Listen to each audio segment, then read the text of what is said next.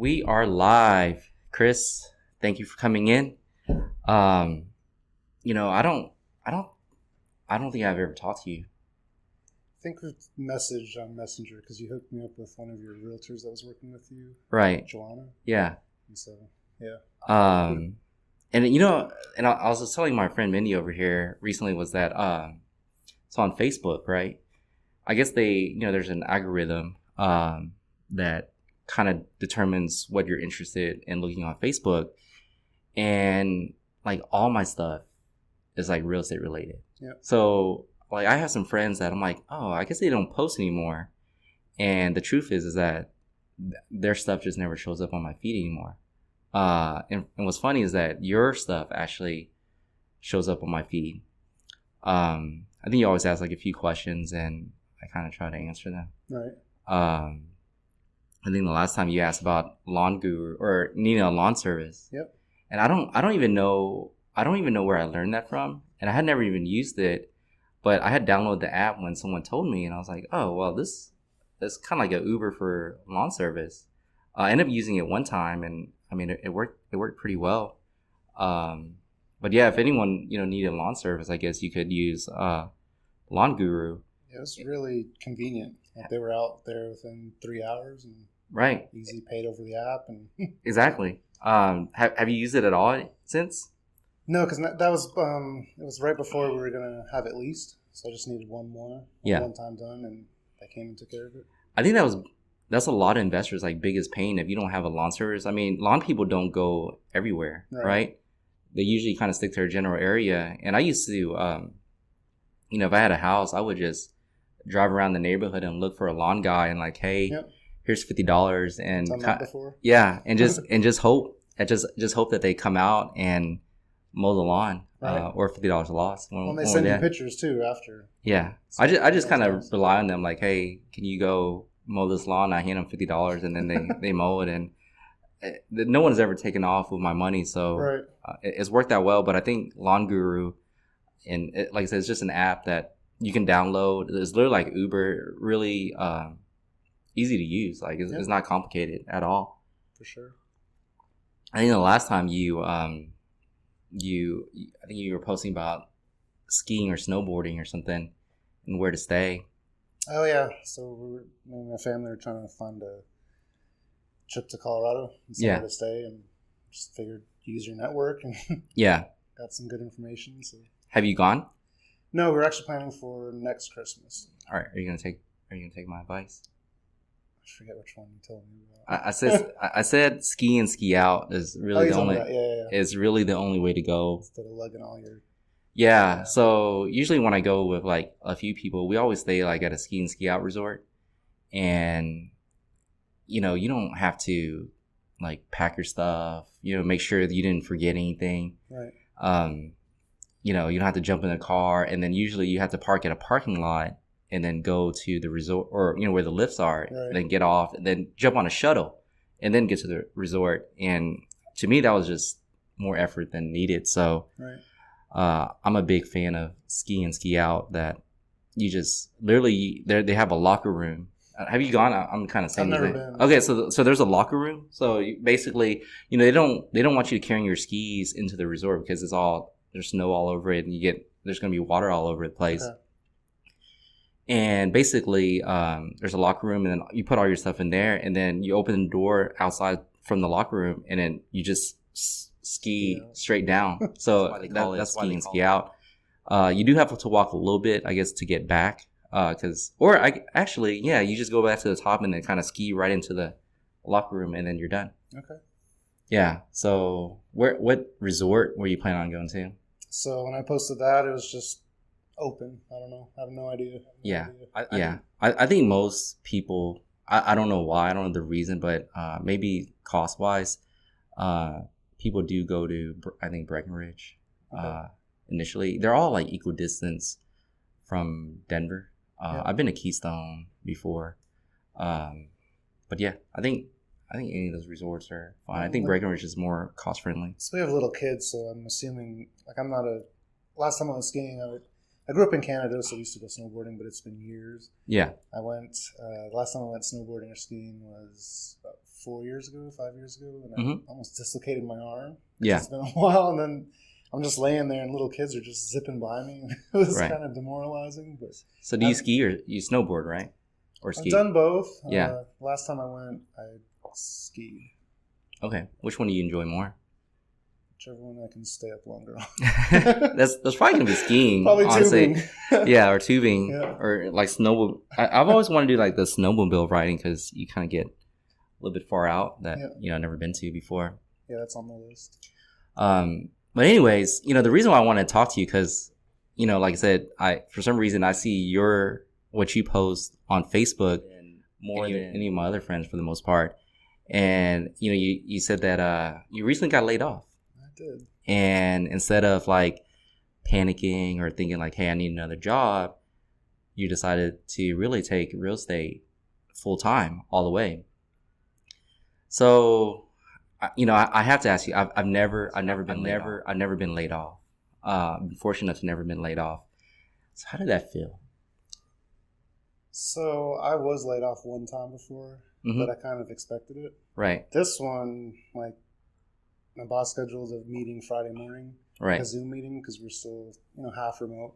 Mm-hmm. I got on and it shows you who the participants are, and it was her and someone from HR, and I was like, so I'm either getting written up or I'm getting laid off, and it was just they were blunt about it, like it was just a matter of fact, and it took me by surprise. So did you get laid off or did you get fired? Because you're like, it was a blunt and matter of fact. So I was laid off. Like, so I was talking to my wife after, and I said, "There's really no easy way." Like, because they do the whole spiel where they thank you for your time, your hard work, but really, they're ending the relationship, right? So whether it's good or positive, like you can't spin that where I'm like, "Oh, great, I feel great," right? So either way, they got rid of me, right? Yeah, and but I've been asking, so whatever higher form or I'm Christian, I grew up Catholic, right? But I also believe there's other beings and powers or whatever that guide us, and so I was asking for guidance, and I was planning on leaving, probably January. The weird thing is, as it was getting closer, you start talking to yourself, because that salary it's a drug, right? Like, you could probably do better, but it's hard to give up. It's a drug or like handcuffs. Right. For sure. You're getting chained up. Because we had said, okay, January we're going to try, and then my bonus pays out in March. So I'm already thinking, okay, well, March isn't that far away. So it's already 1 quarter gone. I was already extending my stay. What did you do? What was your job? I was in corporate credit. Okay. So you evaluated credit of other companies for counterparties. Yep. Okay. What industry? It was oil and gas. Okay, so mainly for trading stuff, hedging stuff, or just similar to that, just business line, credit lines. Business credit lines. Yeah. Okay, that's cool. So you're mainly in the office. Mainly in the office. Yeah. So I guess at the same time you found a lot of time to do real estate. I did. It was it wasn't. Yeah, it's definitely not stressful. Like, it wasn't taxing when you got home either. Like, right. It was definitely time to. I mean, obviously, I was in corporate also, so I worked for Ernst & Young and then PricewaterhouseCoopers and did a little industry afterwards. But once you get into real estate, and if you were to say that salary is a drug, I would say the salary is more like handcuffs, and real estate is a drug. Okay, I can agree with that. Right? Yeah. Like, you just want more of it. Yeah. You just kind of want to do more real estate once you get started, and then you just don't want to look back. I switched companies at one point. When you work for, like, I guess public accounting is what you call it, like those big four accounting firms, you're relatively busy and you're always surrounded by like people your age, and there's just always things to do. And then when I switched over to, I guess, like corporate accounting, I was just so bored, like out of my mind, like, and no one really, people just went to work and then went home, and like no one really cared about their job or anything. Right. I went in pretty gung ho and then came out and I was like, I'm quitting to go do real estate. Yeah. It takes your livelihood away a little bit. Slowly. Slowly, right? Mm-hmm. So, so I exited corporate. I think there's a lot of people, but there's also a lot of people that exit corporate, go do real estate, and then go back to corporate. I think I'm not going to name names here, but, I think there's a guy that's pretty well known on Facebook, and he went back to corporate. Yeah. There's nothing wrong with that either. It's your life. You do what you do. There's bills to pay, and things that you want to do. Doesn't work out for everybody. So, yeah, I'm glad it seems like it's working out for you. I mean, how do you describe how's it going so far? So it's kind of been like a little whirlwind since. So that I'm not trying to make like rash decisions based on short term success, I guess, if you want to call it. Right. But I'd rather I feel like this is my time to give it the full go. Mm-hmm. And like you said, if I have to go back, but I don't want to, I burn the bridges. I don't want to go back. Like, I'm not looking at that. Well, if it doesn't work out, because then I feel like it's easier. So I don't want that to happen. So I'm a big Tony Robbins fan. I actually just came back from a weekend. I don't know if you're familiar with who I'm talking about. And, one of the big things he always talks about is like, when you start something, you just got to burn the boats. Yep. And go after it. But, if you're always in your mind thinking like, oh, I have a backup plan. And generally,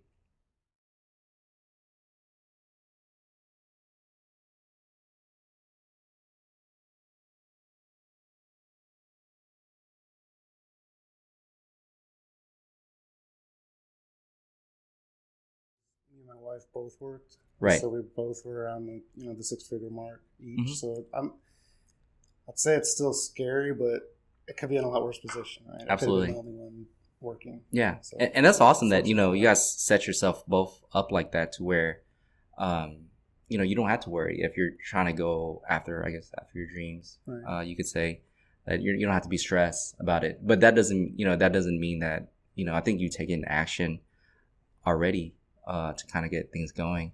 And one of the things that I did, and one of the reasons why I did want to talk to you is because some of the actions that you took, right? For example, I've heard of this group before, that Roughnecks to Real Estate. Yep. One of my friends in Dallas was talking about how, like, they're a legit group. Like, mm-hmm. They don't fluff.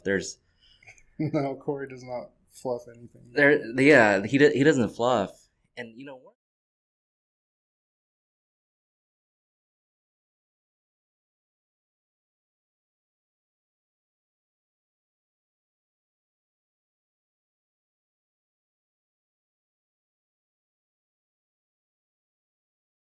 At doing what they were trying to teach already.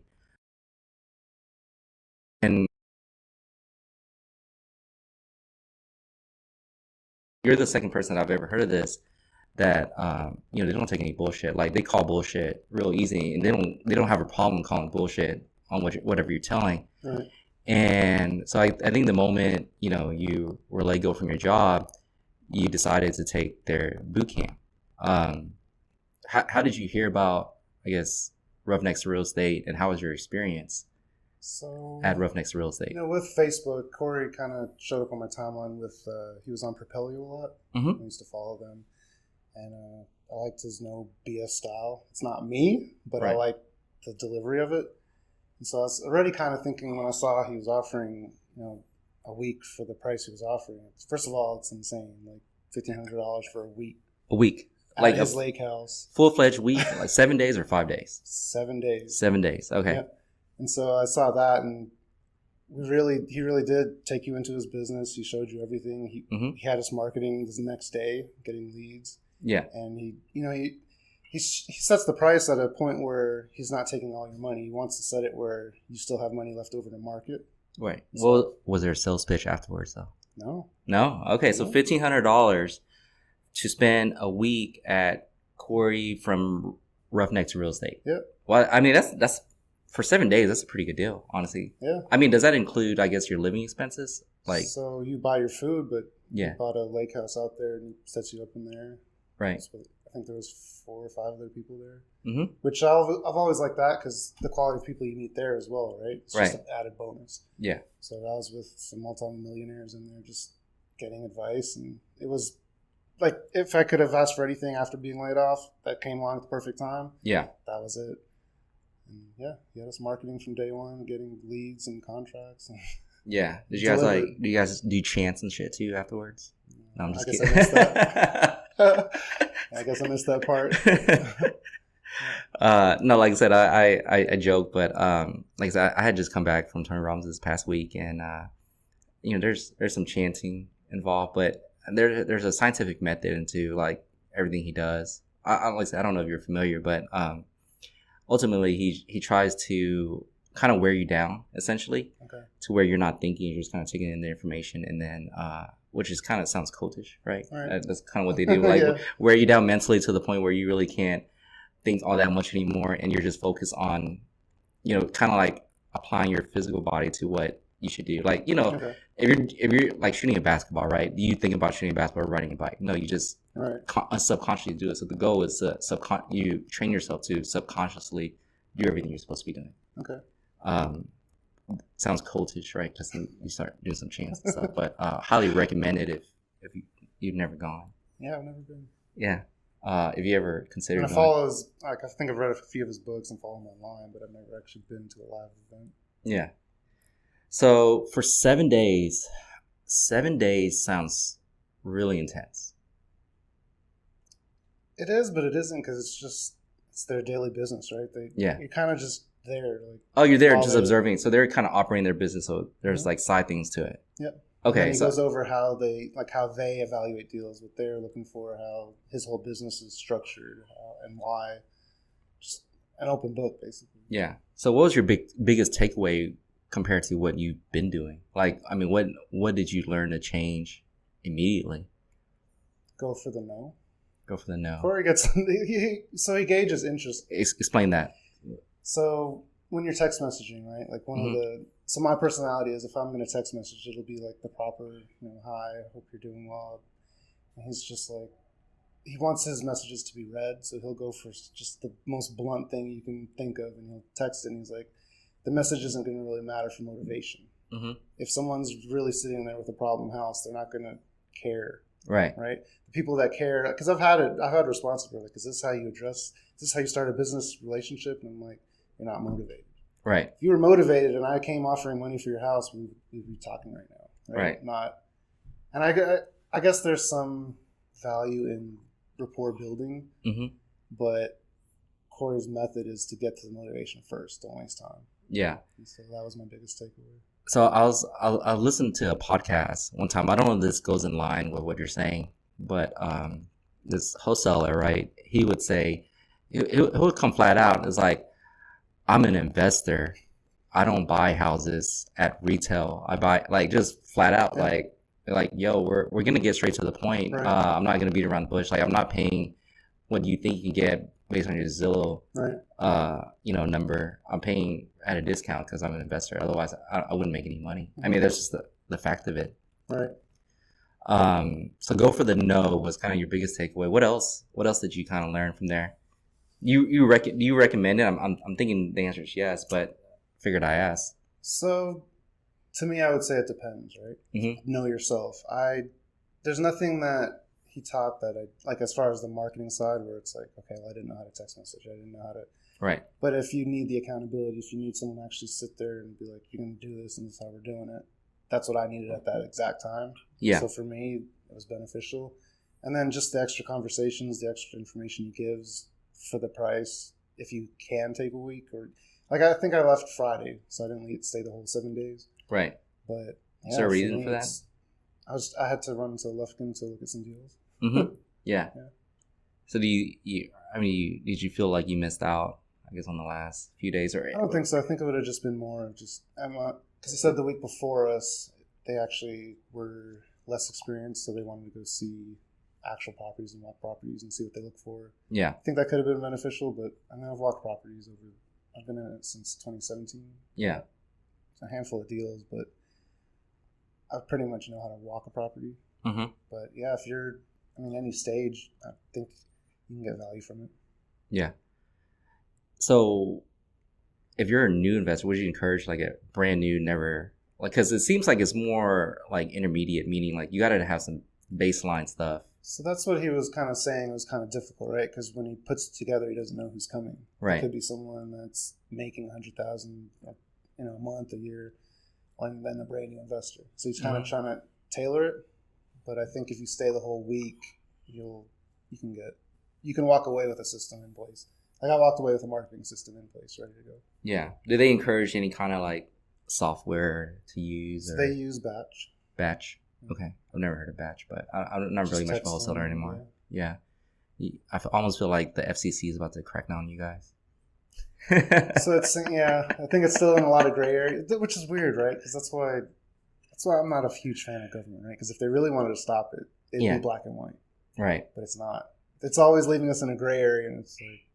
Well, I think I get about at least 5 a day. Not just really real, like even other stuff like these scams, where people are texting me that stuff, and I almost feel like it's gotten a little bit out of hand, but I don't know. Like, so I'm not like kind of train myself to ignore my texts now, which is kind of bad too, because one, I already kind of ignore phone calls for the most part because I used to get too many. Yep. And now, like, hey, you should just text me. And now, like, I've kind of, like, I guess, numb to texts because I get so many texts to buy my houses. And then between the housing, buy my house or, the other scams, I don't know. It's beginning too much. So, like, now I got to find, like, another avenue. So, you start out with ignoring emails, phone calls, and not text. Like, just kind of, like, leave me alone. Already at this point. The same point, right? You're not motivated, so nothing would really matter the way it came, right? Right. So, so that was like, so you got let go from your job, and you're like, yeah, I'm gonna go. How soon after did you go from like getting let go? I think the way it worked out was there was a class like the very next week, but it was full. Right. And so I was able to go like 2 weeks after that, I think. So within 3 weeks of being laid off, I was there. Cool. And the best thing was, like, because, I'd just been laid off, so obviously no income coming in. Right. And I'd mentioned it to my wife, and didn't hesitate. She said, yeah, go. So where did you get it from someone else too, or was this strictly like, you said Propelio? Did someone else encourage you, or did you know someone else that did it before? $15 is, it's all relative, right? But I wouldn't imagine a significant amount of money for someone that has a job and then you got laid off. So like, maybe I should save this $1,500 for a rainy day or something. Yeah. Well, and I got some advice. Like, that's why, I don't know, a lot of people hate on social media, right? Mm-hmm. But how you affected your algorithm where all of a sudden I'm showing up on your feed. Right. You can determine what you see. So I've had amazing conversations with people that, you've been Facebook friends before, but you never really meet them, right? And so one of them told me, like, just settle down and don't do anything drastic. Like, you're in survival mode, but you're really... But you're not, have a runway, right? Right. So just settle down and write down steps that you can take care of, like, right now, stuff that can wait. And so it kind of settled me down and went from there. But I think we were the second class. That he hosted. This is the second one that he's hosted. So he's hosted more since I went, but I would think I was. Okay, so what he's doing is pretty new. I thought it's been around. I know the Facebook group's been around. Group's been around. But not his, I guess, coaching or whatever. Right. Oh, that's interesting. I thought it's been around for a while. Because after you had talked about it, I went to go look. So it looked like it had been around, but I guess that's not the case. No. So were you sort of doing the same thing before? So I know you had a full-time job. So were you actively doing your whole marketing campaigns and stuff? I was not. So I think so how were you buying your houses? So we bought some through direct mail. And then the last one we bought was through pay-per-lead vendor. Yeah. And I don't know. I think I might go back to that, like incorporate it as well. Because I think inbound is definitely easier to work when they come in. Right. But I think what is this pay-per-lead vendor? So it's companies that do pay-per-click, or they might do SEO, but they get the lead in and then they actually sell it to you. How much is it per lead? So it's by county. It can range from, I think I've paid anywhere from $200 or $150 to up to $600. Oh, okay. That's not bad at all. No, and I think. But it all depends on the quality of lead too, obviously. But yeah, because you still have your tire kickers. You still have. I'm just looking for what it's worth, what you guys would pay. You still pay the full amount, right? Right. $600, but just like any other marketing channel. So I used to have a home visitors franchise, and when I first started, when I first bought it in like 2012, the cost per lead was like $200, less than $200, and then. It went up to like 600, like 1,000 some months. Okay. And so like, you're telling me 200 to 600, like that's, that's, you don't have to like, I guess, cause for home investors, you had to buy a franchise first and then pay for the marketing and then cost per lead. So you don't have to I guess put it upfront free, like some kind of deposit. No, so you set like a monthly budget and they'll run it. The only thing I don't like is if there's bigger players in your market, like they kind of use their budgets first. Yeah. And then they get down to you. So sometimes it's not a round robin sort of thing. No, and I wish it was, because sometimes you're waiting like half a month, 3/4 of a month, and then all of a sudden they come in all at the same time. I don't like, because I gotten something like that before where I got a bunch of leads at one time and I'm like, okay, like, are you just trying to fulfill what and is being shared with like so many people? I almost wonder what kind of control they have. I didn't have that. I didn't have anyone that told me that they were, I'm the 5th person to call them about it. Right. They were all legitimately, they filled out the form. They're looking for, to talk to someone. So no complaints there. So what made you, how long have you been doing real estate? I guess when you first bought your first rental property, how long ago was that? So I went to Jason Bible's 3-day weekend 2017. 2017. Bought my first 2 in 2018. Was that the right path or is that something else? Path, yeah. Okay. There were 3-day weekend boot camp or whatever. Yeah. Did you sign up for the thing? I did not. Okay. What did you think about that? Did you learn a lot from their 3-day boot camp? So it opened my eyes, right? Because before I got into it, I didn't even know. I thought everyone was just putting 20% down on each rental. I was looking at I was like, it'll run out, right? So then I didn't even know what hard money was. Right. So I learned that stuff through the 3-day weekend, and then Houston has a meetup every night if you want to go. Yeah, you get drunk every night. And so yeah. But so I learned through there, and then did some online stuff and smaller courses along the way. Bought some. So we have 5 total since then. 5 total. Okay. And so I went to Tom Berry's. He does a wealth weekend. Yeah. And it was pretty life changing. And after that, I started reaching out to certain people, and I wish I would have, like Chris Hopper. Yeah. He told me something that I look back at. Chris is like another person that I'm friends with on Facebook, and I see his posts and stuff. I don't even isn't he the guy that rides his motorcycle? Just finished 100,000 miles in 100 days. And then he's just buying houses at the same I guess while he's riding around the country. I thought that was kind of odd that this guy just literally buys houses and rides his motorcycle around the country. That's the freedom, right? That's true. But he told me something that I look back at some deals that I passed up on, and I'm just kicking myself now. He said, because he has a column on his spreadsheet that puts appreciation 5 years out. And so when I did that, I looked at some past deals because it didn't fit the model. Right. I gave up so much money. Shoot. Like I said, I started in 2011. Yeah. I mean, if you asked anybody that was around that time, we kept every house from then. I wholesaled a few, and like looking back now, I mean, everyone wishes they just would have kept it. But there's no point in looking back and like wishing, but kind of lesson learned. You never know. You can't predict the future either, right? So you still got to kind of go with your model. But if you could predict the future, then it would be too easy already. I agree. So out of all like the programs, prior to I guess the Roughneck one, what was like probably the most impactful for you? Actually doing it. Just doing it. Like I remember my first mail out, the first time that phone rings, you're like, it actually works. Someone's calling me. And I guess everyone goes through that, or at least I did. And then putting it under contract, you kind of get freaked out a bit. And then closing on it. All I kept thinking was there's this empty house just sitting there, and everyone's just going to know it's empty, and they're going to go in and trash it. Right. Unless you actually do it, then you realize, okay, it's a house that's insured. So what's the worst that can happen? Right. And that's how I look at anything that I'm going to try to go into. What's the worst that can happen? And then weigh it against the upside. And how do you fund most of your deals? So hard money and just then refinanced out. Yeah. I always did hard money also. Like I said, I use Red Door quite a bit. I used Jet before. I think they're all, relatively good guys. I think, I don't think anybody wants to get into a bad deal because then it sucks for them also. It's kind of good to always use hard money. I mean, I closed the one time, I think I closed cash a few times. Yeah.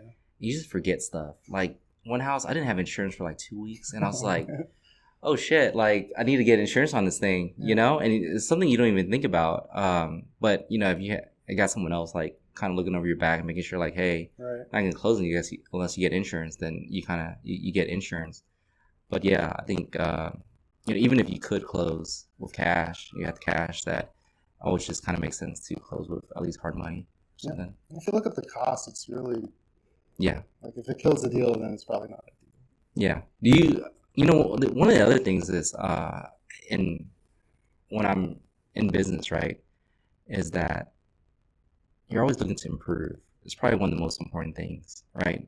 And one of the things to improve on is like always finding cheaper money. So probably don't want to settle on just hard money. Maybe there's easier source of money or cheaper source of money that can fund your deals. Also, and that's I think any investor is always looking for a cheaper source of money. So you got 5 rentals now, and how many more do you have under contract? So no rentals. These are all going to, because I feel like I'm trying to extend my runway now, because since I was a kid, I've never not had a salary, like a steady income. Right. So I think I'm going to go through a feeling out process of what reserves I'd feel comfortable with. Mm-hmm. And then I'd like to, cherry pick the best ones for rentals that I can. Yeah. But I haven't set that in stone yet of what that's going to be. I always talk to the Right Path guys, and back then they would always say like, their criteria for keeping rentals. I don't know. Apparently they had a different criteria. Like wasn't always because of cash flow. I don't know. Like whatever the logical thing was, they said they had an alternative way of kind of thinking about it. Did you ever pick up anything in regards to what to keep as a rental versus like, hey, I'm just going to wholesale or flip this thing? So before I went to the Tom Berry's Wealth Weekend, I had it in my head that I was going to have 100 rentals, and this would be enough to retire on, right? Mm-hmm. And he bluntly said, if that's your goal, like, it's not going to work, because everything happens, like stuff happens along the way that it eats into it. Right. And so I don't start running out of cash too. It's a problem. It's cash intensive business. Yep. Mm-hmm. And so I don't really have that set, like what amount of properties I want. I see myself always being in real estate somehow, some way. I like it. I like the prospecting. I like working with people. I like holding assets. Right. Especially if you see today's the inflation's going crazy. You might as well have something that goes crazy with it, right? Right. Like I might think it's nuts to pay $300,000 for that little house, but if that's the market, that's the market. Yeah. So might as well get into something like that. And are you doing flips, or are you just more like wholesale? Yeah, I wasn't never big. I was an accountant, so flipping was just, I don't think it was in my DNA. Like just the time, the holding time, the holding costs related to it, and then the uncertainty that went with it. I just was never a big fan of it, and that's really how. Truth is how investors go out of business. One flip. I mean, you can make $20,000-$30,000 on a flip, right? And then you can lose $100,000 easily on a flip too, because usually you start going bigger, right? Okay. You start like, oh, let me flip a $250K, $300,000 house, and then that number for like now they start moving up to like $800,000, and the price reduction on $800,000 could be your whole profit, right? Right. So at this point, what is your goal, I guess, in terms of real estate?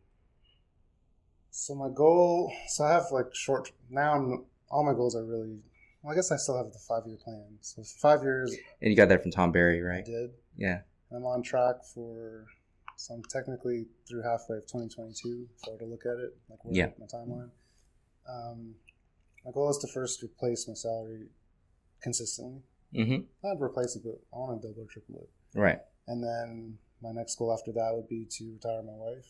Yeah. And then we're not planning on an extravagant life. Like I don't plan on getting a jet. I just want to move my family out to the country. And so so COVID affected a lot of people differently. And I think being home for it was like over a year, the family, it really cemented like, what are we doing with our lives, right? Because it would be, I'd have to wake up at 4:30 to go to work, be home in the afternoon, spend a couple hours with the kids, and then bedtime. The process. I think COVID opened my eyes to like, there's different ways. Like I really like this. I really like everyone at home. Yeah. So we were kind of leaning towards that anyway. So my goal is to just replace retire both of us, and then just consistent income and slowly build our wealth. Did you grow up in the country? Did not. I grew up in regular suburban neighborhoods. Okay. But I've been going out there now 10 years, I think. I've been with my wife, and it's just relaxing. Yeah. No, it is. I think the biggest thing that I missed from COVID was like actually traveling. Like when you I guess have your own business or something, like you kind of need to hit the reset button sometimes because for everything, right? Once you start feeling like you're grinding, like the fun's gone, and you just kind of need to hit a reset button. And then so I usually attend conferences, like not just like Tony Robbins, but like industry conferences, out of town and stuff. Like this year, I think I travel like every single month, going somewhere. I just came back from Florida. Last month, I went to Kansas City for a property management conference. I went to New York in July I joined this brokerage that just went public, and I just wanted to get out, and they got listed on NASDAQ, and I just wanted to be. I've never been part of that. Right. I tried to sneak into the NASDAQ exchange. It didn't work. All I say is the movies, right? It just looks crazy down there. It didn't work, but I was there when they actually officially got listed, so that was kind of interesting. So I guess now you going to Tom Berry, right? So that was actually kind of my next thing, was that when it's kind of funny, like this kind of explains to me, but like when you're growing up, you're given a track of life, right? Once you're 5 years old, you go to kindergarten, right? You go to elementary school. At a certain age, you go to intermediate, high school. Then you go to college, graduate, get a job. And then that is told exactly how you're supposed to go. Like, that's your timeline. And then now, all of a sudden, you want to go do something yourself. And, if you ask, like, most people, like, hey, now that you're in business for yourself, right? Like, hey, what's your goal? Maybe not real estate investing, but some kind of like, oh, I want to make $1 million. Like, it's probably, the most basic baseline goal. Yep. And then what happens is that, like, they don't get that their first year or their second year or their third year. And it's like, wow, like, my shit fucking sucks. Like, what I'm doing just sucks. Right. And, and the other thing is that, people start grinding, right? Like, once you grind, like, it's funny because I met a guy one time that he was a professional gambler. And I was like, oh, wow, that must be fun. And he's like, it's fun when you play that's your extra money, but once you try to make it a living and you lose 40% of the time, he wins 60% of the time, but he's literally grinding every day in order to make his living.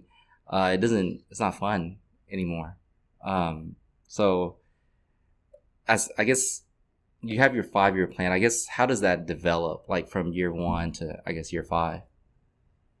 So it's really dependent on me, right? So, and that was one of the things that he stressed.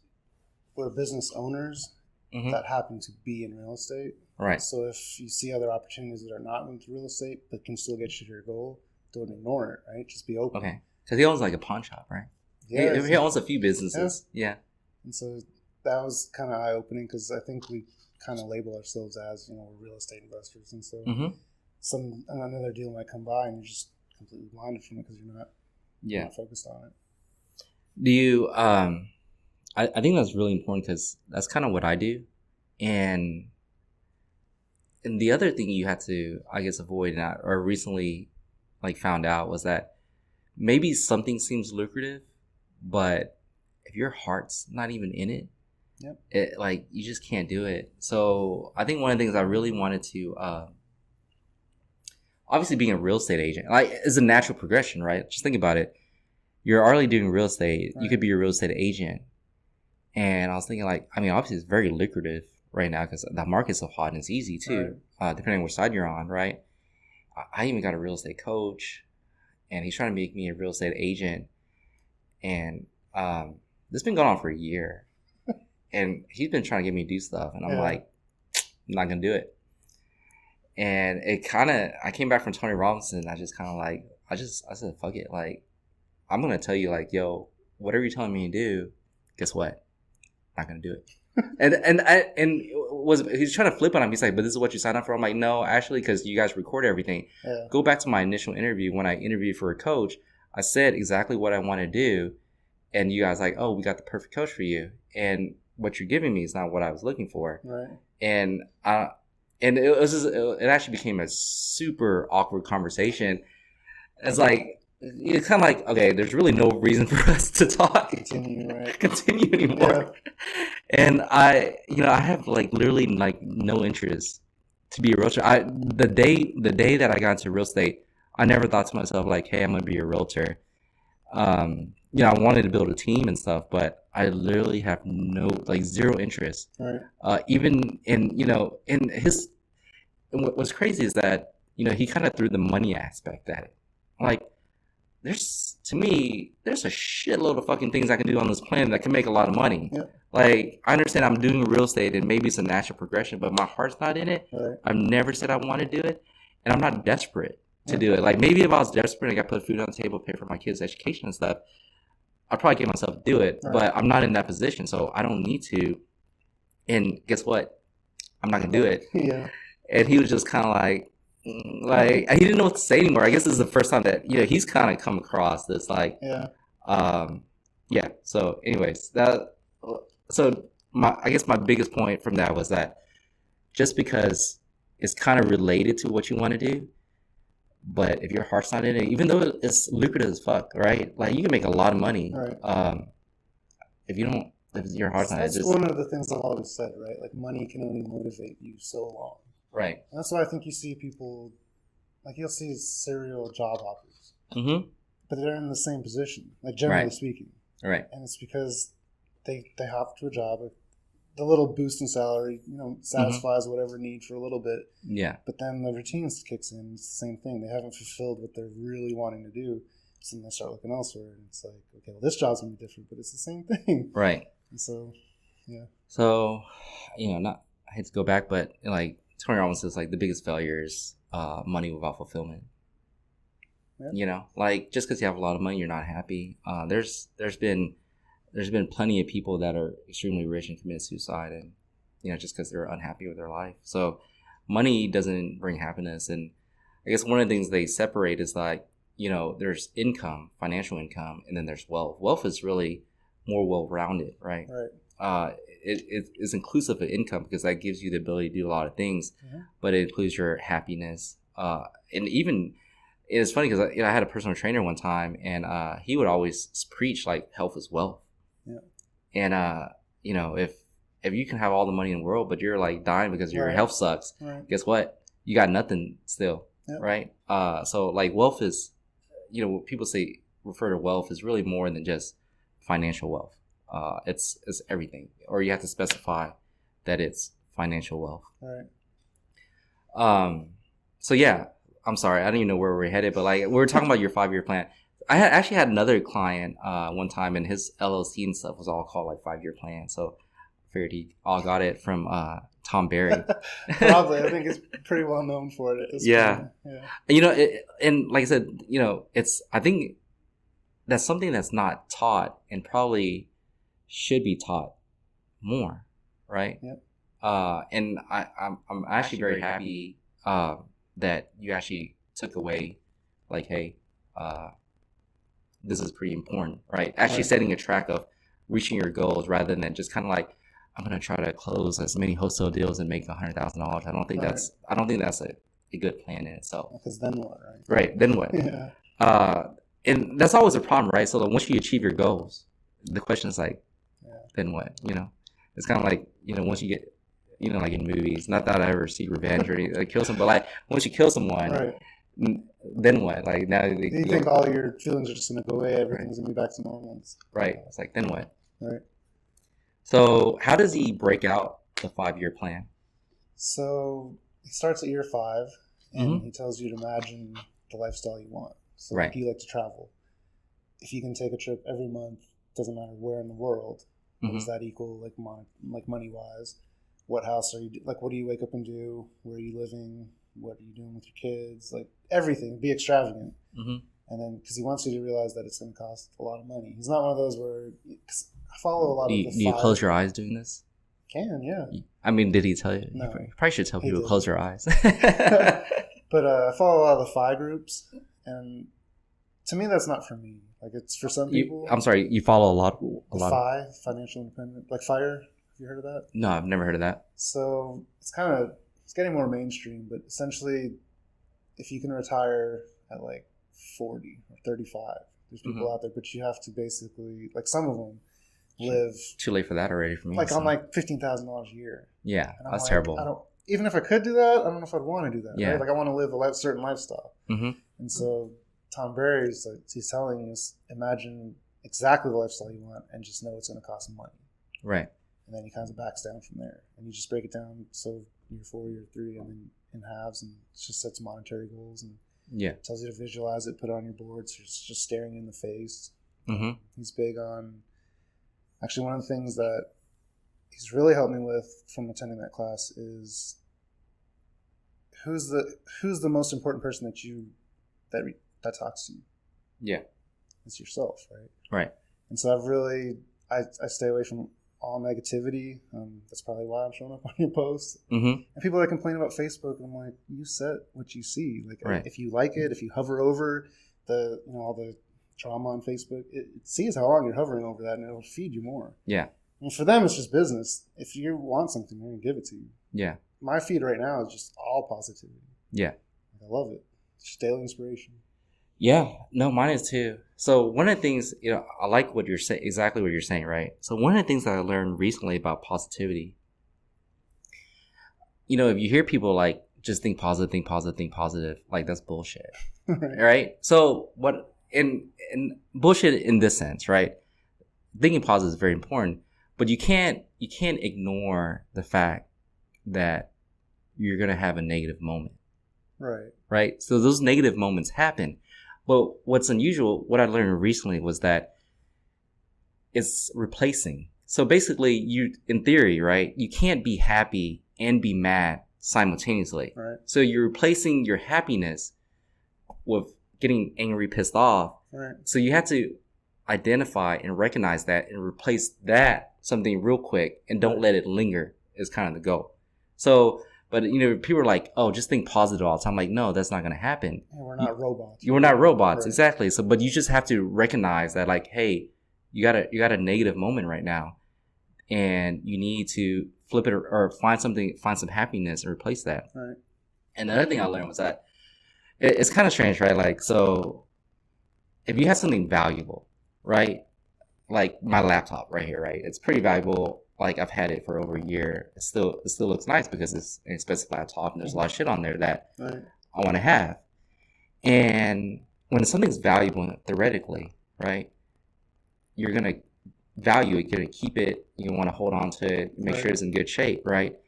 And what it was teaching was like, people treat their happiness like so fucking cheap, right? Meaning, like, for example, you could be the best mood in the world, right? Wake up so happy, something happened from yesterday, get in your car, someone cuts you off. And all of a sudden, your fucking day is just ruined. And you carry that into work, you carry that to your job, and you carry it for the rest of the day. And it's like, just think about that. Like, happiness should be very valuable to you, but yet you just gave it up because some guy, you don't even know if he did it on purpose. Right? Like, that's the craziest thing. You think he cut you off just to be a jerk. But they could, like, literally, honestly, just, did not see you and happen to cut you off. And now you just literally ruin your whole day because someone cut you off and you don't even know the reason. So that's kind of inputting, like, oh shit, like, yeah, people treat their happiness like so cheaply that, you got to really kind of think about it. And, it's like I said, it's a replacement. It's one or the other. And the goal is to not always think happy, but to recognize when you're pissed off, when you're angry, and not let that linger. Right. Yeah, I think perspective plays a lot into it as well, right? Like, so we had to replace an AC unit in one of our rentals. And so my wife is better at it than I am, like handling issues. Yeah. Because initially and I'm working on it, but my initial reaction is like, oh, an AC went out. But then when you really think about it, like, okay, what am I stressing about? An AC unit at a rental property that a tenant is in paying my note. And I look at people in the world and, like, they would just like to have a roof over their head. And so it's hard because I'm still human and it still pops up and it's still frustration, but I try to, like, look at the bigger picture and I'm like, it's really not a huge deal. Right? I mean, that's better than so the other thing that people do, right, is exactly what you just said, that you can take the perspective that like, shoot, like you're in an amazing position, right? Relative to your tenants that don't have AC. The other thing that people do that's angry at the world is that they take where they're at and they're unhappy and they make people go below them so they can make themselves feel better. Right. Which is almost like the worst way you can go about, trying to make yourself happy. Yeah. So. And they'll never find it, right? Cause... Yeah. So one of the, I'm kind of spouting this stuff off, but like, I think I learned by kind of like sharing what I learned with other people. Like it kind of gets built inside of you once you start. It reinforces it big time. So I think one of the things that, and I think everyone struggles with this. Like this is a common problem amongst everybody, but I think the eviction moratorium. I had a tenant stay in my house for 8 months without paying rent, and people were like, were you pissed off? Like, what you can do? I'm like, okay, first off, couldn't do anything about it. Right. So what am I be pissed off every day about it? So, my employees pissed off enough, it'll change. Yeah, right. Right. I'll go over there and do something even, more fucked up. But no, so people would ask like, yo, did it suck? I'm like, yeah, it sucked. Like, absolutely. Like, this wasn't the goal. Fun, right? But what, you kind of ask yourself, what can you do? And if there's nothing you can do, then just, you got to play the game that's given to you. Yep. And then, once his lease was up, so we, filed eviction for holdover, right? Okay. His lease expired. And so that's how we got out of it. Okay. But, we've been asking like, yo, they're literally just giving out free money for rent relief. Like just, and he just stopped ignore all our phone calls and just stayed in the house for 8 months and didn't leave. So that ties into when I was laid off. Do you know Kean Rousey? No, I don't. Who's that? So he does a bunch of marketing stuff. But he recommended a book, and it was The Surrender Experiment. Mm-hmm. And if you think about it, so the main theme of the book was we're only ever disappointed in life when it doesn't act like the way we think it should. Yeah, expectations. If you look at it, right, we're one person on a planet, which is big, but really it's not. In a big universe, multi-universes. Why do we think that life should completely go the path that we want it to, right? Like who are we to think that we can affect it perfectly? And so when I started looking at stuff like that, like this podcast, I'm a major introvert. I never would have signed up. Like, no, I'm okay. Yeah. But you kind of just go with what life gives you and then deal with it as it comes along. And so, like the tenant, you can't force him to pay. He's going to do what he wants to do. All you can do is adjust to it and adapt to it and just take choices that are, avenues that are available to you at that point. Right. But trying to think that, he should pay, he probably should, but he's not. So what are you going to do now? Yeah. And just do it like that. Yeah. I think, yeah. So my life has changed since I've embraced that. Mm-hmm. I can't make people do things I want them to do. Just adapt. Yeah. Like I said, I think I learned recently was like, if you create an expectation and all of a sudden it doesn't get met, you get pissed off. I think one example was being used was that, if you get on a plane, right? And then you expect the internet to work. Right. We all fucking know it doesn't. It's even that, right? So we complain about that. Yeah. But what are we complaining about? Internet and a plane that we're hurtling through the air. Yeah. Like, perspective, right? Right, perspective. And, but people have this expectation and you're like, just like trying to, get it to work and like, just chill out. Yep. Like read a book or something, or, if anything, you should have probably downloaded your Audibles before you got on the plane because now you're screwed. Yep. Yep. That's actually happened to me a few times where I get an Audible book and I'm like, dang it, why didn't I think to open up the app? Old school and just bring an actual book. Or an actual book, yeah. But people just Audible now. Yeah, like, so I YouTube and do Audible a lot, and I got to remember to, like, before my flight to just download the videos or the Audible beforehand. It's hard in the moment because we are still human, right? We still have the reactions, but if you can try to just remember what's really happening, where are we? Yeah. Ground yourself. Yeah, I mean, even that whole, like, internet on the plane thing, that's a struggle for me because, I'm like, fuck this shit. I'm about to, like, get up and be like, yo, lady, why does this not work? But now I just kind of like, if it doesn't work, I just... Well, what's their answer going to be, really? Right, exactly. Let me get back there. I'm double majoring in IT. But I think the frustration though for me it comes like I literally just paid for this. Yeah. You know, like you took my money knowingly Right. that the likely, like, I don't know, it's almost like less than a 50-50 chance of it actually working, and you knowingly took my money offering me this that doesn't work. So I don't know if my frustration is more the fact that it doesn't work or the fact that I paid for it and I didn't get any value from it. You know, yeah. I don't know. Maybe I'm finding excuses to be pissed off on a plane. Yeah. Yeah. Well, they keep making them smaller and everyone's crowded together, so not making it any easier either. Yeah, I'm actually, you're saying you're an introvert, but actually fairly introvert also. I'm like what you call it, extrovert, introvert. I don't know. They have I think it's best for name for that, but I like talking to people, but I get drained pretty easily, like afterwards. So, which is kind of like the main reason why I don't want to be a realtor. Same.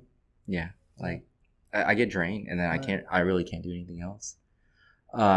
Okay, so going back, 5-year plan. Mm-hmm. So I really, honestly, I love what you're saying that he's doing. Like that's pretty cool. Like I don't think many coaching programs really go out and do that. Because like I said, I think setting goals is really important. So you reach out as far as like your ultimate goal, and then how do you work it backwards? Like, is it a set amount of years or milestones? So it's just a monetary goal. So you picture what you want it to be. What does that equal, like, yearly spend? So for me, I mean, we went really extravagant, right? So I was thinking 500,000 a year, which is $5 million to feed off of 10%. 500,000 a year would feed that. Mm-hmm. So our goal was 5 million in 5 years. Right. And so you just backtrack. He doesn't really go through like how you attain it. That's up to you. Whatever avenue you want to do, whatever you need to do, just accomplish it. Real estate is good because obviously with appreciation, it can get you there faster. Mm-hmm. But he really doesn't limit you mentally on how to get there. Yeah. Ultimately, the path is yours, whether you want to start a store or whether you want to start. So anything. I would imagine that he gives you some kind of tools to help you. He goes over real estate because that's obviously, right. It's like, oh, that's great. Now you got your plan out, figured out. Right. So like it was 2 days, but really it's the mindset. Right? Mm-hmm. And he said he wishes he could do 3 days on mindset, but obviously people just want to get to the meat and potatoes of how you do it. Yeah. So he went through real estate and how to acquire them and how to buy them and why they're so good. And so the avenue is most likely real estate for me. Yeah. But I'm not, like, if another opportunity came up, I'd be more than willing. Right. So you just mentioned mindset. Mm-hmm. What does he teach in regards to mindset and how to overcome certain things? Just with vision boards and telling yourself, like, because I don't know how deep I want to get into this because people look at me like I'm crazy. No, I'm like all about this. Like I said, conscious mind and the ether, and like I'm a huge believer in all that. Mm-hmm. And I think where I'm sitting right now is because of that. Like I was telling whatever God, the ether, whatever you want to call it. Mm-hmm. I was actively picturing my future of what it's going to look like, and this is the first step to get me there. Yeah. So, yeah, I just follow that. And every night before I go to sleep, I picture, I think I have to be connected to certain people that'll help me. Right. Because I believe that, we're all on wavelengths and you attract what you put out there. Yeah. And I've been living it for the past, 3 or 4 months. Would you call this meditation? What you doing? In a way, yeah. Because actually I'm reading Autobiography of Yogi. That's like really on the other spectrum of like deep meditation. Mm-hmm. But yeah. It's training your mind to get what you want, essentially. Yeah. No, I mean, at the Tony Robbins things, we there's actually a good amount of meditation that we do. He doesn't call it that, which I feel like he should have just coined it meditation. Yeah. Maybe he considers it something else. But there's a significant amount, and a lot of it is exactly what you're saying, to visualize what you want. The other thing, though, that I guess you haven't pointed out yet was that your limiting beliefs. You ever get into that? Yeah, like when you talk to someone like, oh, I can't do that. Like, you're right. Mm-hmm. You're literally telling yourself you can't do that. Right. So you're not going to be able to do it. Right. Yeah. Whether it's right one way or the other. Right. Whichever way you want to go about it. But I guess one of the things is that if you actually, your limiting beliefs, once you start stacking it, that's when it, depending on what it is, it gets pretty destructive, right? So meaning, you know, because I'm like, I'll watch Inception, and like to me, like everything kind of like starts off as, and it grows, right? So if you have a limited belief, like, oh, you're too young, you'll always find that excuse, or too early, or you're not experienced enough. Like, I think everyone in life, like, you can, if you want something enough, you'll find the experience, whether through doing it yourself or learning from someone else and leveraging their experience to leapfrog where you want to go. But you know, life is short also, right? It's long but short. And then once you start having this, like, oh, this, you know, I don't have an experience, you start delaying a year, 2 years, and then like nothing ever gets done. And that's kind of like when you start stacking all your limiting beliefs together. If you look at social media, right? Like that I'm too young thing. That's a non-starter, because you can find like 18, 19-year-olds just killing it. So I don't know. In today's age, like, you can just reach out to whoever. Like, you want to do this, there's probably someone that's already done it. Right. So reach out to them, find out what they did. It's not. I mean, it's already showing you it's possible. Right. So. Yeah, I joke with I come up with ideas all the time, and well, I say I come up with ideas, but then I also say, like, if I had an original idea, like, because I don't have an original idea. I'm literally just taking other people's ideas and trying to make it better. Right. You know, I call it the Apple effect, I guess. You know, they're not really original, but they do make things better, right? And there's nothing wrong with that. They do it. Yeah, they do it. Like, they improve on what's already existing. Right. But yeah, I always joke, like, yeah, if I had an original thought, which I really don't most of the time, it always comes. Right. The inspiration always comes from somewhere.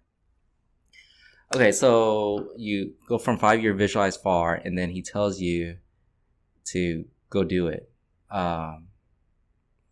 What do you think is, like, most people's limiting things? Like what is? So it's the excuses you tell yourself. It's I don't have any time.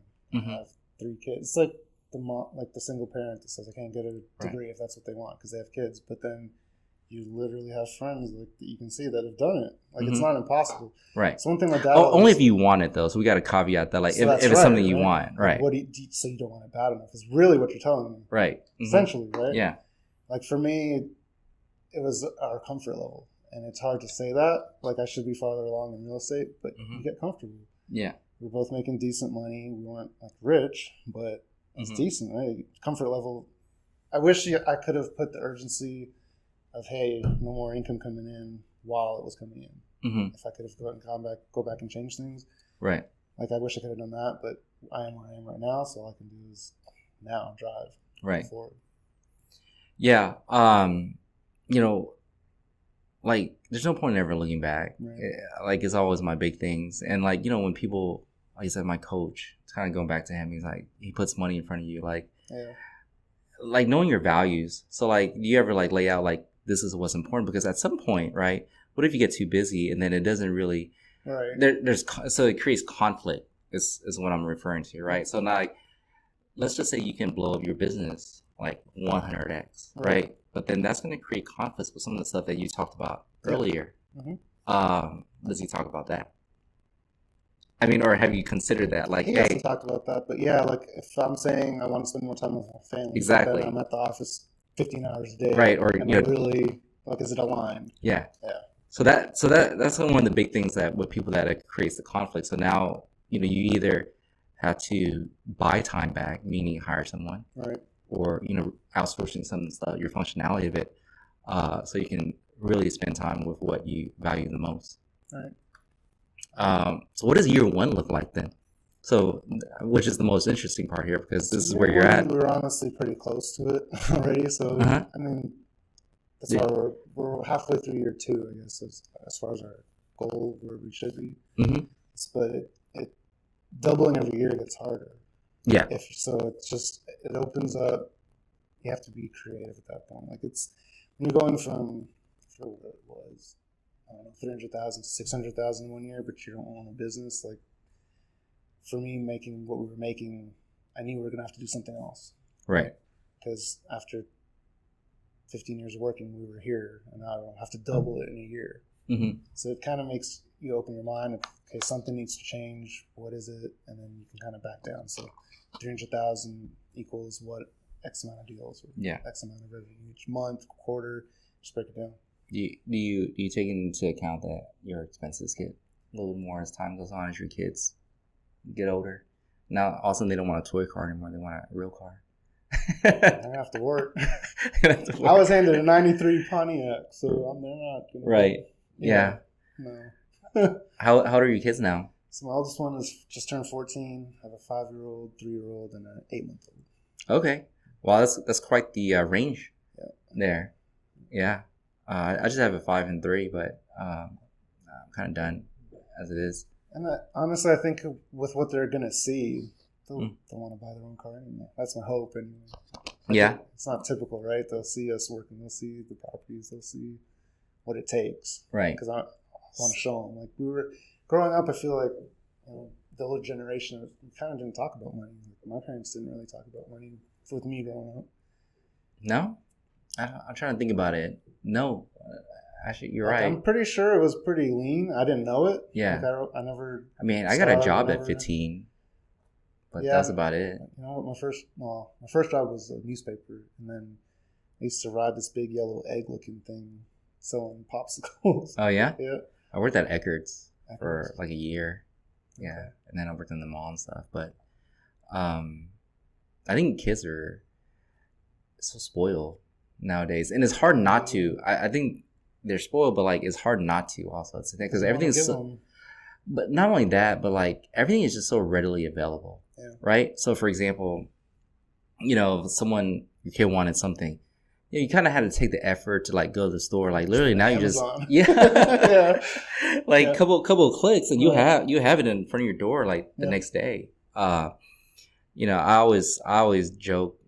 I don't joke, but I really think like the internet like ruined people. You gotta want things now. You don't have to work too hard for if you had to travel somewhere before, you had to go drive to your travel agent, call your travel agent, and then then they'll print out this freaking sheet on dot matrix printer, and like here's your options, and then you get those hard tickets. Yeah. Now literally I can buy a flight like right here, right now in like about 2 minutes. Right. And then I can cancel it too if I wanted to. Yep. It's good and bad. Yeah, it's good and bad. But the other thing is like the information that's available out there. Someone pointed out that like you have more information in the palm of your hands by the wave of your phone than like Bill Clinton had in like 1994. Like you have literally more information than he ever had. Right? Yeah. Just like cat videos. Yeah. Mm-hmm. That's what you do with your time. So you already reach your, I guess, past. I mean, what did that really? Now I'm kind of interested. What did that entail? I mean, did you set your goals or standards too low? Now that you're already reaching it within. No, because I knew it was going to be. So I was thankful that when I saw we were close to year one, it kind of gave me a runway. Right. It's like, okay, we're going to have to ramp up for year 2, so I wasn't as stressed. Like, it's still leaps. Like, I don't know. It's still stressful. It's still a big goal to go from what we were to 5 million, like in complete assets in 5 years. It seems high, but I know it's been done. Yeah. So I don't put that limiting belief on myself. Right. But still looking at it, it's daunting. I think if the way you, like before you had a full-time job, and now just think like if you actually use your time wisely now, in theory, like you should kind of like, it should grow. Right. Like your trajectory should just kind of grow a lot more if you actually put the same time and effort into it, and then find ways to like constantly, I guess, buy better, find cheaper money. Right. I think it's possible. I think it's a lot easier when you don't have a full-time job. It is. Yeah. It doesn't. Yeah. Mentally, it's like not. It doesn't feel like it, but it definitely is. As long as you continue to be resourceful. Right. Right. All of a sudden, like, oh, I don't have enough money. Like, you find a good deal enough. I always tell people, you find a good enough deal, you're gonna find people. Money's gonna find you. Yeah. People are always looking for a way to lend out money. That, and I ask the ether what I want. I tell it what I want, and I think it'll work out. Yeah. So it sounds like things are going pretty well. I mean, in terms of once you got, I guess let go from your job. I literally told her, like, this is the mindset I was in when it happened. That same, because I just I looked over, because she works from home as well, and I mouthed over. I was like, they're going to meet out. She's like, And I was like, so immediately after the call, I was like, I think this is going to be the best thing that ever happened to us. Yeah. Because now, like, it's go time. Yeah, usually, it's funny when shocking things happen like that. At the moment, it always seems like the worst thing, but it seems like you turn that around pretty quick. I should have been. Like, I feel like I would have been in any normal circumstance, but I really believe like I was actively praying and asking for it. Yeah. And so it delivered, and I was like, because a lot of people they have the selfishness of like, I want to make the decisions on my own terms versus someone giving it to me. But then when you think about it, like, why are people shocked? It's because you're putting expectations. You're expecting that you will leave when you want to leave with 2 weeks notice. Right. Why can't the company give you notice? Right. It happens every day. Yeah. So that's the only reason why we're shocked. It's not conforming to what we think our world should bend to our will. No, that's a great way to look at it. But a lot of people aren't prepared for it as say you were, because you had your thoughts about it. I think a lot of people they kind of put all their thoughts on like, this is my career, this is what I'm going to do the rest of my life. And now it's like, I've had thoughts about doing other things, but never like, it wasn't they didn't visualize it, I guess, within like their 5-year plan like you did. I think that's where expanding your circle is like critical. Yeah. Right? Because nothing wrong with your old circle, but if they're not constantly advancing, you're not being introduced to these. Like, I went to Corey's retreat, and he asked me how much I was making. And I told him, he's like, it's nothing. He's like, feels like something. Like, right. But from his mindset and his stance, like, it's nothing. You can replace that. Right. It's all relative. So, like, I needed that. I'm like, yeah, okay, it's nothing. Like, let's see what happens. And yeah. I have, I think, under contract, like, a third of what I was making in a month. Like, yeah. Like, if we were looking for anything faster to reinforce, like, okay, this could work, it was there. Yeah. I usually take the close my eyes method and just do it. Yeah. I think, because I feel like, because I talk to a lot of new real estate investors, and everyone has this fear, right? Now if you never learn anything and you're like, I want to buy this house, like, okay, you probably take a look at it a little bit more, right? But there's people who will go to school, take all the different coaching classes and then like never make a move because the fear like just overcomes them. And I think one of the biggest problems with like some of these real estate coaching is that people literally like, what do you call that when they talk about their, the deal that they just did? There's usually a term for that. I'm trying to... Case studies. Yeah. There you go. Case studies. So when there's a case study, right? Generally the case study is like a home run. Yeah. Right? And I find that to be the biggest problem. Like, no, like we need to bring people up to like, hey, they bought one. They thought it wasn't the best deal. Right. And maybe wasn't the best deal, but like, guess what? It still satisfied the requirements that you needed to buy the house. Mm-hmm. Right? But everyone, like every case I've ever been to is like, oh my God, I paid nothing. I made, X amount of money. Like, God, like, the only, you kind of think, you start thinking to yourself, like the only way for you to buy a house is if you get a deal like that. But, I call it, those are like home runs. You gotta hit those singles, triples, and doubles too to kind of advance the home run. I missed out on a bunch of money because I was looking for. Well, I don't need to put anything out of pocket. Yeah. Like if you can afford to pay out of pocket and you're still ending up with an asset that's appreciating, like look at your situation. Not everyone. Like some people may have to not put anything out of pocket. Yeah. That's where they are. But if you can, just that 5-year appreciation outlook. Look at what you're giving up over putting $5,000-$10,000 in a deal. Yeah. Could equal 100,000, like 200,000. Do you ever? I know you're talking about the 5-year appreciation, right? And the reality of things, right, is that, we've been on like a 12-year run of appreciating assets. Yeah. If history were to ever repeat itself, or based on markets and stuff, there's going to be a downturn, theoretically, right? I'm not here to say like it's going to happen next year, but the truth is like, there has to be at some point some kind of correction. Do you bake that in, or? So I look at it. Let's say if shit hit the fan, right? And rents dropped, and I had to break even for a couple of years. I'm still buying at a price point that they're not building at. Right. So $150,000 house, $120,000 house. I'm still gonna have a buyer for it. Yeah. can't build houses that cheap anymore, That's especially today. If I was buying like $800,000, $500,000 house, hoping to rent it out, and I'd be a little worried, I guess. Mm-hmm. But in the lower market, like in the lower price point, I don't, unless just people stop buying. I don't know.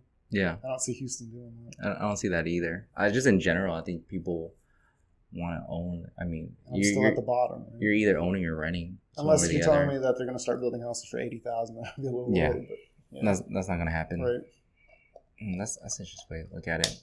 I guess, being a real estate investor, you're buying such a low price, but, they're, doing what I do here. We get investors from California and stuff all the time. And they always ask me, like, is this a good deal? And I keep my mouth shut because it's a good deal for you. Yeah, exactly. I don't really give my opinion on whether it's a good deal or not. Like, hey, I mean, I don't know what your goals are. Right. Losing money every single month sounds terrible for me, but if you got the money and that's your only way of getting an asset, relative to what you can, buy in California, which would be more under the water. Yep. On a monthly basis. So I always stay away from what's a good deal, because it's relative. It's super relative. Someone's trying to hold on to assets and they don't mind paying a mortgage every month and on top of that. Yep. But so what other training programs? So one of the things I learned was that, like, I think almost every 6 months you gotta kind of find something better. Right. If you don't improve your game, life is about progress, right? There's no, when someone tells me like they're content with their life, I'm like, this person will be in trouble in about a couple months. Yeah. I don't know. I kind of learned if someone is content and they're truly happy, because I forget who said it. It was one of the sharks. Mm-hmm. It's like, if you get up and you work, you're 30,000 in your job, but you get up happy, that's good. I think it was Gary Vee. Mm-hmm.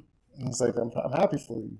Right. But if you know that you're working a $30,000 job and you really want to get 100, and you're trying to talk yourself into being happy at that 30, then that's not going to work out, right? Well, so your example, right? Yeah. Let's just say you had your $30,000 job and you're super happy because $30,000 from a financial perspective met your needs. Right. But what about today with inflation and now that $30,000? Slowly increase with you. Yeah, the corporate increases. Right. I mean, even then, even then, like, things have just gotten crazy more expensive. Yeah. So my point is that, if you're content now with yourself, the world is actually still moving. And, I mean, we're talking about inflation now, but like the United States, their Federal Treasury, their goal is always a 2% inflation rate every single year, no matter what. Yeah.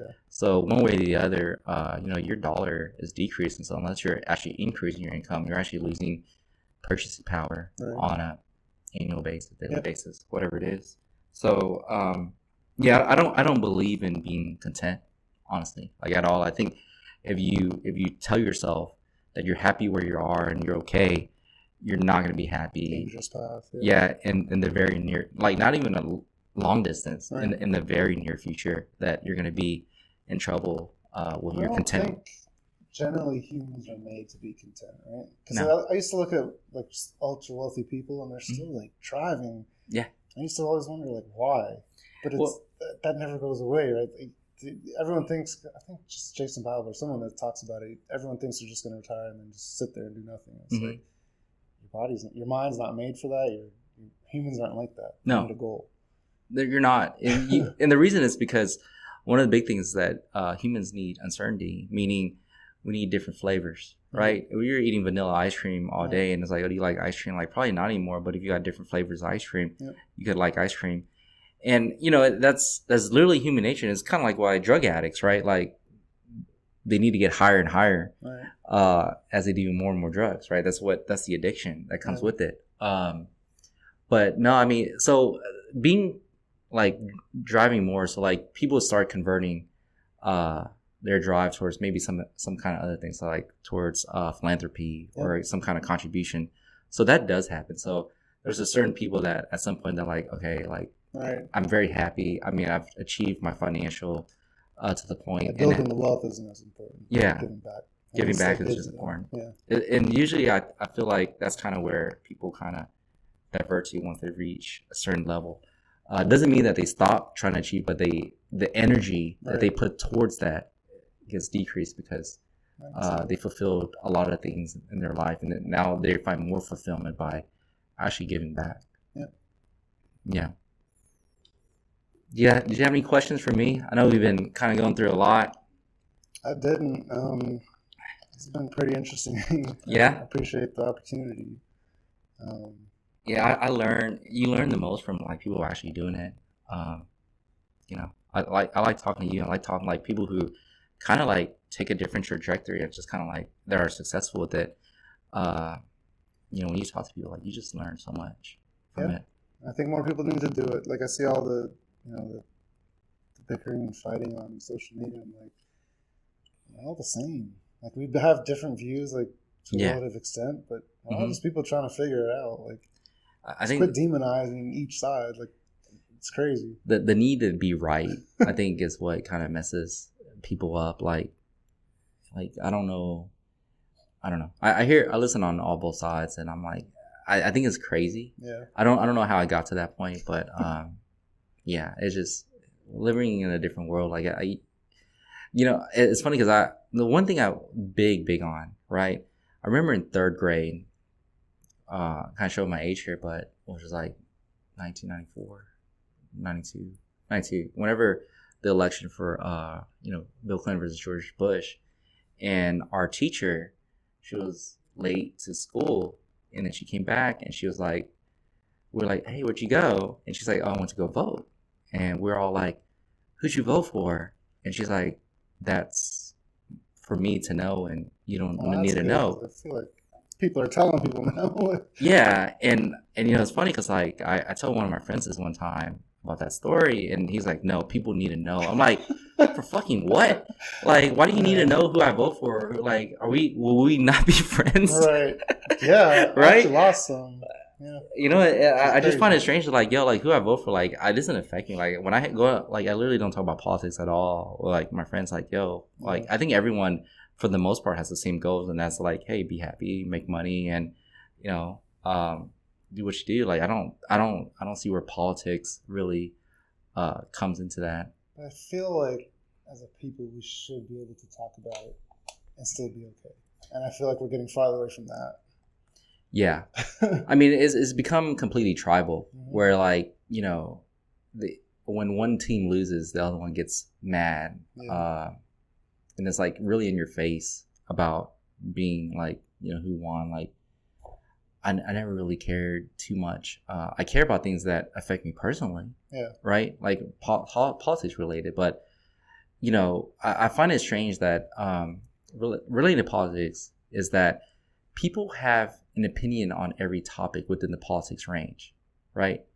So if you ask me, like, when I was in college, right, and people asked me about, like, for example, abortion, don't fucking know, don't fucking care. Right. Like, that's my response, because, like, I don't have anything invested in it. Right. I never even thought about it, right? Like, maybe if I think about it, I can do a little research on it, then I can give you my opinion. But like, I literally have never thought about it, and it's like you like have to pick a side. I'm like, I don't fucking know. I'm completely indifferent about it. Like, never even thought about it.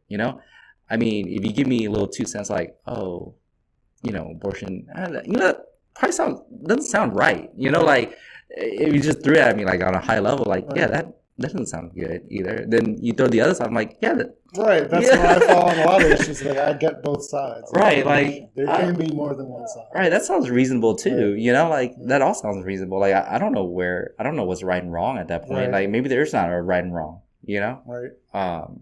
But it seems like you're literally, have to pick a side. And then it's funny is because if you pick a side on a high level, and all of a sudden you get bucketed related to all your beliefs to that. I'm like, that's not true either. Yeah. Anyways, that's another story for another time. But yeah, I don't get into that. Like everything else negative, I just block it all out. Yeah, I just find happy things. Because really, there's no resolution, right? No, there's not. So you're just banging your head against the wall in most cases. Yeah, I don't try to have that argument ever. I do get sucked into it too sometimes. I'm not gonna lie. when I just feel like something's like someone's saying blatantly wrong, I'm like I just can't help it. But I think the next person that's convinced to change their mind on Facebook will be the first person. Yeah. I don't think it happens. I used to do that too. I used to write out long responses. I'm like, I'm going to show them. No, it's pointless. It's crazy. Did that long response take a lot of energy from you? Yeah, and that's why I don't even think about it. I'm like, just believe what you believe. Hopefully it works out for you. And I don't know. I mean, for me, it's not worth the energy. No, it's not, and it takes a lot out of you to respond to people because you're really putting the time and effort into it, and then to disregard it. I think the point where I really kind of flipped my mind on it was when I noticed that people could watch a video of something, the same fucking video, and have two different opinions on what happened. I'm like, okay. So you know why that is? At least my explanation. And this is why it's so hard arguing things on the internet. You don't know what perspective and what experiences that person has been through. Mm-hmm. So they're going to see it differently. Right. As opposed to someone that's never been through it, but still looking at the same video and be like, that's clear cut. But that's based on their life, their experiences. Yeah. And so that's why I think it's just a losing proposition, because instead of seeing the other person as, a fellow human, we're just looking at like that. Crazy, that's stupid. It's further removing from where we need to be. Yeah, that person has lived a life that you have not lived, and same vice versa. So that's where the opinions are coming from. I think we're getting farther away from that. And that's what I believe too. But sometimes, we're talking about even more basic videos, right?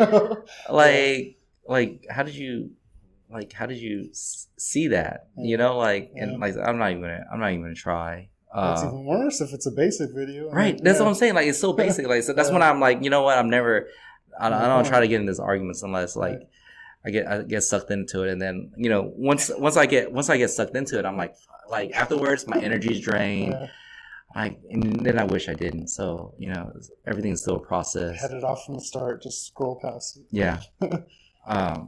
But what's funny is, people's idea that what they say is important also is kind of the funny part. The ego, right? Yeah, the ego, or hey, what I'm saying is right. Otherwise, to me, they're inviting the other side to, debate about it. And I'm like, guys, some people just feed off of it.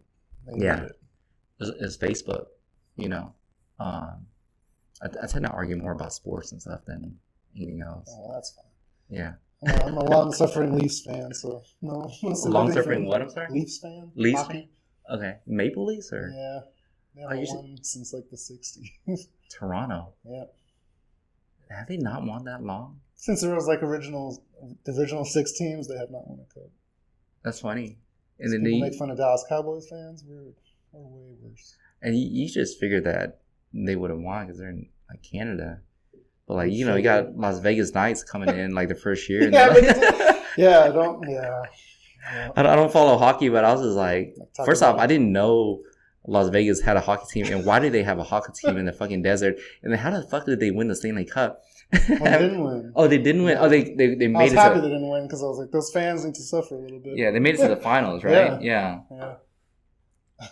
That's interesting. Well, Chris, I'm really glad you came out. Like I said, it's funny because you're one of those people that I bet you, we're Facebook friends. But if I saw you in real life somewhere else, I'd be like, do that at meetups all the time. Yeah, looks like him. Yeah, I think that's that guy. But not even gonna spend the time to find out. And like I said, that's a lot of people that I have on Facebook. And I don't think that's exclusive to you and I. I think that's most people. But no, like I said, I really want to bring you out and just kind of hear about your journey. I